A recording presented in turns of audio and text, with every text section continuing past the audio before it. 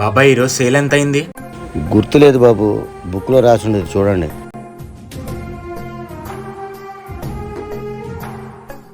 5,000 అయింది ఏంటి? ఏంటి బాబాయ్ కౌంటర్ 5,000 అయింది? అవును బాబు, ఒక్కొక్క రోజు ఒక్కోలా ఉంటుంది. ఈ కౌంటర్ ఏంటి, సేల్ ఏంటి? ఇలా అయితే మీకు జీతాలు ఏమో అద్దెలేం కట్టినాం. రేపు నుంచి రావద్దులే, ఆగిపో. బాబు ఈ జీతంతోనే నా ఇల్లు గడుస్తుంది బాబు, అలా అనొద్దు బాబు. ఇవన్నీ నాకు చెప్పొద్దు కానీ దయచేయి నువ్వు.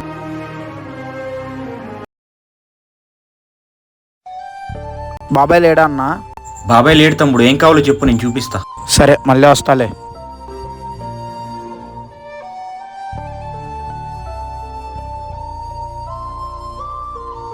అన్నా చెప్పండి.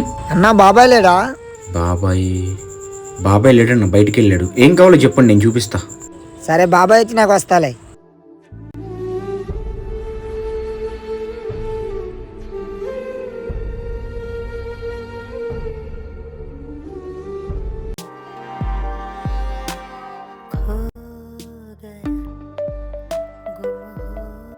ఏంటి బాబు ఫోన్ చేస్తున్నాడు? బాబు. బాబాయ్ రేపటి నుంచి షాప్కి వచ్చి. ఏమైంది బాబు సడన్గా? ఏం లేదు బాబాయ్, ఈ షాప్ ఓనర్ని నేనే, కానీ కస్టమర్స్ అందరూ నిన్ను అడుగుతున్నారు బాబాయ్. క్షమించు బాబు, చిన్న మాట అయినా పెద్దోడిగా చెప్తున్నాను.